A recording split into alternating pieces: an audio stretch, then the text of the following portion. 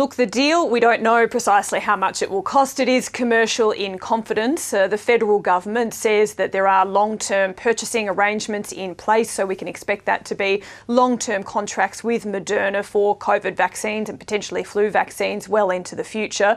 That would certainly provide financial stability and certainty for Moderna to make this investment.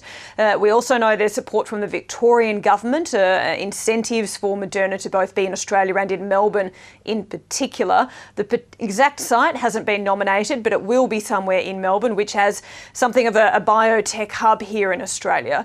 But as for what those incentives and financial support will deliver for Australia, this Moderna manufacturing plant will be able to produce around 100 million vaccine doses a year once it is up and running, and that's expected to be around 2024. So the idea for the federal and Victorian governments in providing this support to Moderna is that Australia will have that sovereign manufacturing capability so that it has priority access to mRNA vaccines for future pandemics and to manage those existing viruses that we know of. Mel, it is a significant new facility, not just for Australia, but for the region.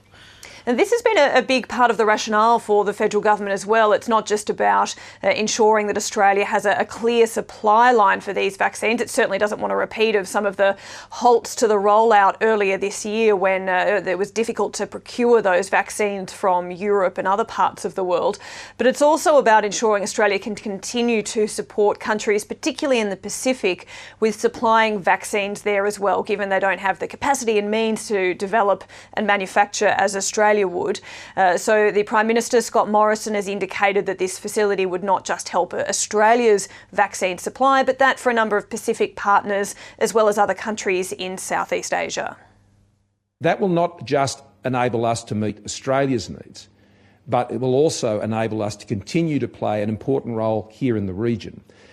It is this great sense of pride that when I meet with Pacific leaders in particular, that we have been able to be their family in the time of the crisis, that we have been able to provide those vaccines to them.